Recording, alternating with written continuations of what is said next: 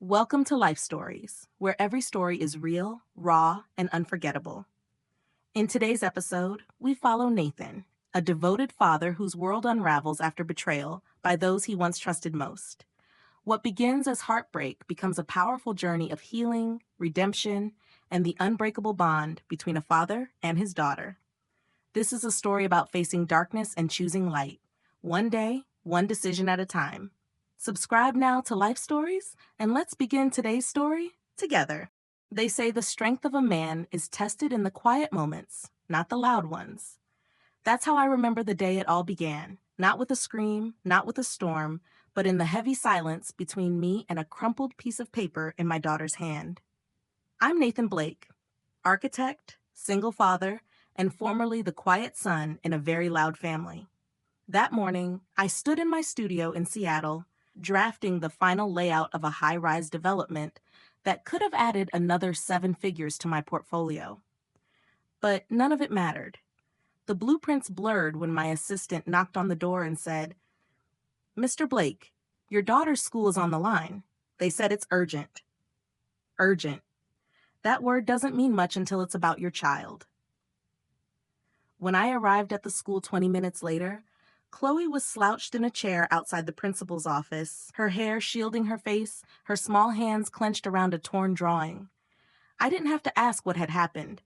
Her teacher's sharp tone and the sideways glances from passing staff told me enough. Chloe had pushed a boy. Again. She looked up at me with tear-filled eyes and whispered, "They said my drawing was stupid, Daddy.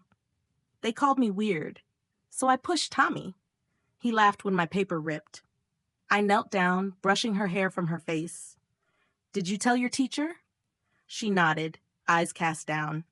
"She said I need to focus more, that I'm always distracted. But Daddy, the numbers keep jumping around and I can't catch them." That was her ADHD speaking, the diagnosis that had come 3 months ago. One I accepted quickly, but Vanessa, her mother, denied. She believed Chloe just needed more discipline. Easy to say from her designer kitchen across town in Scottsdale, raising her perfect twin boys with Derek Monroe, her new husband. The principal stepped out with that well-rehearsed expression, equal parts sympathy and judgment. I cut her off before she started. "I'm taking Chloe home. We'll talk more tomorrow when her mother can attend." That evening, while Chloe sat curled on the couch, watching her favorite sea creature documentary, my phone rang. It was my father, Gregory Blake. "Nathan, your mother and I are hosting dinner tomorrow. The whole family's coming. There are things we need to discuss." I hesitated. "Including Vanessa?" "She's still Chloe's mother, Nathan," he said in that clipped tone that meant emotions were to be buried under etiquette and wine glasses. "Regardless of recent events." Recent events. That's how he referred to her affair? To her moving out and leaving Chloe behind, like luggage she forgot to collect? Still, we went. Not for them. For Chloe. When we pulled up to the old family estate, the marble steps felt colder than ever. "Do I have to be extra good tonight, Daddy?" Chloe asked, squeezing my hand. "You just have to be you, sweetheart," I whispered. "That's always enough." Inside, the masks came on. My mother air-kissed my cheek, then peered at Chloe. "Oh dear, couldn't you have done something with her hair?" "She's perfect the way she is," I snapped, leading Chloe toward the kitchen to avoid the poolside gathering. But Vanessa's voice carried through the open doors like poison in perfume. Dinner was unbearable. Vanessa was dressed like a socialite queen, the twins on either side like pageant accessories, and Derek's arm possessively draped across her chair. When he made a comment about how I managed so much responsibility as a single father, I wanted to throw the wine glass across the room. But Chloe was watching. Vanessa leaned in, faux concerned. "Lila's teacher said she's falling behind in math. Maybe if you spent more time. Maybe if you'd attended a single parent-teacher meeting." I cut in. "You'd know she's excelling in science. Her ADHD makes math difficult, but we're working on it. With specialists." My mother sighed. "In my day, we didn't need labels for every little misbehavior." Then Chloe dropped her spoon, splashing juice on the tablecloth. Vanessa's twins laughed. She shot them a warm smile, then turned icy on her own daughter. "Chloe, sweetie, why don't you go wash up? You know how Grandma feels about messes. I saw Chloe shrink, saw her eyes lower, and something inside me burned so deeply I thought I might burst. But instead, I stood, calm, controlled. You've made it very clear where your priorities lie, I said quietly. Dinner's over. I found Chloe crying beneath the oak tree in the garden, where my grandfather used to tell me stories when I was small and scared. I sat beside her and pulled her close. Why doesn't Mom love me anymore? She whispered into my shirt. That question shattered me. I didn't cry. Not in front of her. But in that moment, I made a promise. One I would keep, no matter the cost. I don't know what's happened to her, Chloe, but I promise this. I will never let anyone make you feel like you're not enough. Not ever. My phone buzzed in my pocket. A text from my grandfather's lawyer. Your grandfather passed this afternoon. Reading of the will is tomorrow. I stared at those words while Chloe drifted to sleep in my arms. Somewhere inside the house, Vanessa laughed with my parents over cocktails. Let them laugh. They didn't know me anymore, but they were about to. I walked into the law firm the next morning, still wearing the same clothes from the night before. Chloe was at school, her cheeks pressed to the car window when I dropped her off, drawing with her finger on the foggy glass. Will you be okay today? I had asked. She gave me a quiet nod, but I could still see the storm behind her eyes. The reading of the will was brief, clinical. My grandfather, Thomas Blake, the only one in the family who had ever listened more than he lectured, had left me everything, $50 million, full control of the family trust. The stunned silence in that mahogany-paneled conference room said more than any words. Gregory, my father, looked like someone had just insulted his legacy. Margaret, my mother, turned pale under her flawless foundation. And Vanessa looked livid. Not because she had been excluded, she had no legal tie anymore, but because I hadn't been. Later, back at home, Chloe was watching one of her ocean documentaries again. Did you know octopuses can change color when they're scared? She asked, eyes wide. I nodded. That's pretty cool. She glanced at me. I don't want to change color, Daddy. I just want to be normal. That night, I stared at my phone for a long time before finally pulling out a business card I had kept in my wallet for months. Tessa Navarro, Private Investigations. I had met her once at a corporate event. She wasn't the trench coat and cigarette type. No, Tessa wore tailored blazers, spoke precisely, and missed nothing. When we met at a cafe downtown, she didn't waste time. I've looked over the initial files you sent. You understand this goes beyond a simple affair investigation, right? I'm not interested in proving infidelity, I told her. I want everything, every secret, every lie Derek Monroe and Vanessa have buried, especially Derek. Something doesn't add up. Tessa nodded once. Then I'll need time and trust. You'll have both. In the weeks that followed, she delivered more than I expected. Derek Monroe had a history, a very well-hidden one. Several wealthy women with eerily similar stories, lavish promises, whirlwind marriages, messy divorces, and vanishing bank accounts. Vanessa, it seemed, was just his most recent and most lucrative victim. And she was fueling his game, knowingly or not. Regular wire transfers from her personal account to an offshore holding company. Money disappearing faster than her alimony could explain. My parents, meanwhile, tried every trick in the book. Phone calls laced with guilt. The charity board is asking questions. We have appearances to keep. I stayed silent. Then came the shouting. My father stormed into my office one afternoon, voice booming. You're tearing down your grandfather's legacy. No, I said without looking up from my drafting table. He built this family's wealth. You built the illusion. There's a difference. I pressed the intercom. Security will escort you out now. That night, I took Chloe to the art store. She had been withdrawn again, her spark dimming. Can I get the big set of paints? She asked hesitantly, fingers brushing the professional acrylics. I bought her everything she touched. Brushes, canvases, lights for the sunroom. Let's make a real studio, I said. And when she painted for the first time in weeks, a swirl of deep blues and a single, bright yellow center, she looked up and said, It's how I feel, all mixed up, but there's still a happy part. It hit me like a wave. Chloe was finding her voice, in color, in light, in emotion. And I knew then, it wasn't just about tearing their lives down anymore. It was about building something better in their place. The final crack came one quiet morning, before the sun had even begun to rise. My phone buzzed on the nightstand. Multiple notifications from the bank, unauthorized attempts to access the Blake Trust. My parents were growing desperate, clawing at money they no longer had rights to. Security had locked them out after 6 failed login tries. Gregory even called the bank hotline at 3 a.m., citing a family emergency. Tessa arrived at my door that same morning, her crisp blouse rumpled and expression tight. She didn't bother with pleasantries. Derek's been draining Vanessa's accounts. Fast. She doesn't even realize it yet. She laid out the documents on my kitchen counter. Ledgers, transfers, surveillance photos. And then a video. Grainy footage. Derek grabbing Vanessa's arm, shoving her. Her face wide-eyed, frozen. My stomach turned. The neighbors called the police. She refused to press charges. Bailed him out this morning.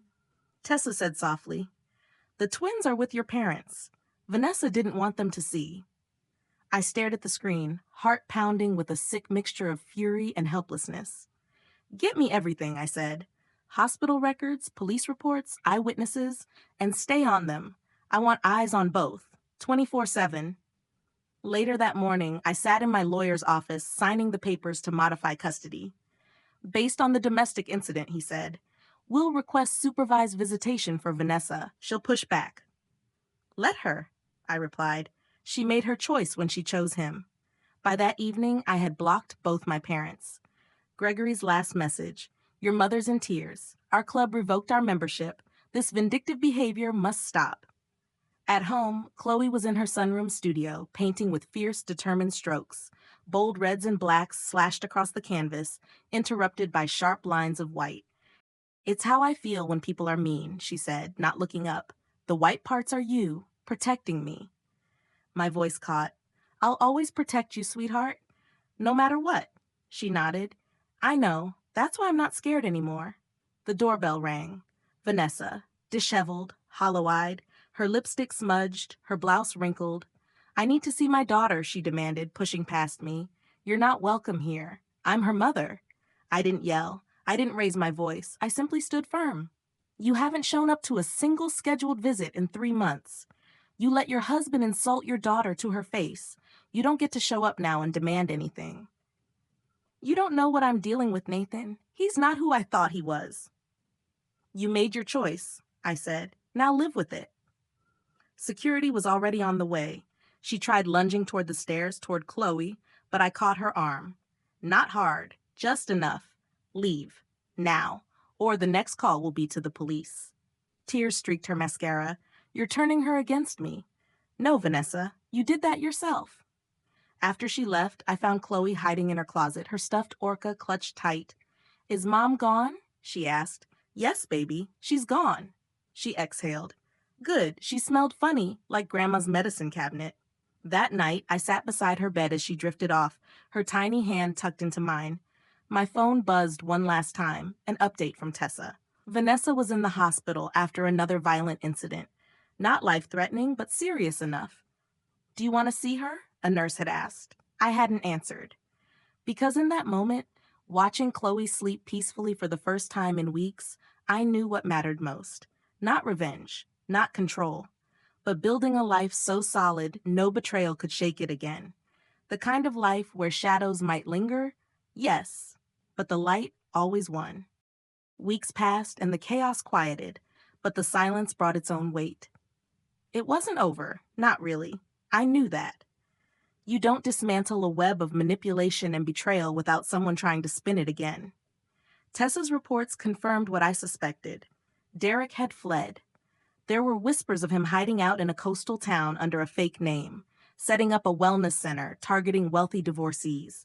His blueprint never changed, only the names of his victims. But this time, we were ahead of him. She infiltrated his new setup herself. Tessa posed as a client, gathering evidence from inside. One by one, the women he duped began to speak out. Some had been coerced into signing contracts that gave him power of attorney. Others had been threatened into silence. The house of cards was swaying. It wouldn't take much now. Meanwhile, back in Seattle, Chloe was coming into her own. She entered her first art competition, a citywide youth event. She worked for weeks on a piece she called Resilience.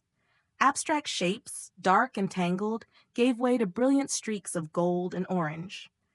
In the center, she painted two small figures, one larger, one smaller, standing hand in hand, facing the light. The night of the exhibit, she stood in front of the crowd, fidgeting only a little, and said, "This is how it feels when you go through something hard, but someone stays beside you. That's how you find your way out." I don't think I've ever been prouder. She won first place, and as she clutched her trophy, a familiar voice cut through the applause.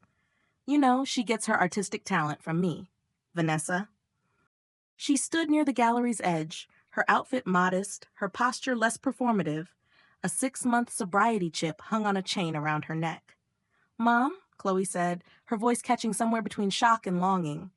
"I saw the flyer at the community center," Vanessa said, inching forward. "I wanted to be here." I stepped between them instinctively, but Chloe reached out. "It's okay, Dad." It wasn't forgiveness. Not yet. But it was something. The gallery's director approached. "Mrs. Blake, I'm going to have to ask you." "No," Chloe said gently. "She can stay. Just not close." Vanessa nodded, holding herself together by a thread. The next day, Tessa delivered the final blow. Photos, records, testimonies. Enough to bury Derek legally and publicly. He was arrested at his office in handcuffs, shouting that it was all a setup. He wasn't wrong, but he had built the trap himself. I only let him walk into it. And then, just like that, it was over. But closure doesn't come with court rulings. Not really. It came when Chloe and I sat together in her studio, painting side by side. Her latest piece showed a path through a dark forest, leading to a bright clearing. In the clearing stood two people again, but now there was a third figure watching from a distance. "Who's that?" I asked. "That's Mom," she said. "She's not there yet, but she's trying." I looked at her, my daughter, my reason, my strength, and realized we hadn't just survived betrayal, we had grown through it. And that, I think, is what light really means. Not the absence of darkness, but choosing to build in spite of it. 10 years ago, if you had asked me what strength looked like, I might have said success, control, revenge. But now, sitting in the quiet of my daughter's studio, watching her brush bold color onto canvas with steady hands, I know better. Strength is showing up every day, even when the past is heavy. It's choosing compassion over vengeance, boundaries over bitterness. It's understanding that healing isn't about erasing what hurt you. It's about building something beautiful in its place. Vanessa is still in recovery. Chloe writes to her sometimes, short letters, more hopeful than angry. I don't push her either way. That's her journey to walk. My father volunteers at a youth center now, teaching kids to build birdhouses out of scrap wood. My mother, well, she's learning that silence has a cost too. And me? I still design buildings, but these days, I build more than structures. I build trust, stability, a home where my daughter never has to question if she is loved, if she is safe, if she is enough. Chloe's artwork now hangs in galleries and schools. She once said to me, "You can't always stop the darkness from coming, but you can paint light over it." And that's exactly what she's done, with every brushstroke, with every step forward. This story isn't about revenge. It's about rising, about the kind of love that stays, the kind of love that heals. And if you're carrying something heavy, betrayal, grief, guilt, I hope our journey shows you that it's not the end, not even close, because the shadows don't disappear, but they no longer define us. We do. If this story moved you, subscribe to Life Stories for more powerful narratives about resilience, healing, and hope. New videos every week, because every life has a story worth telling.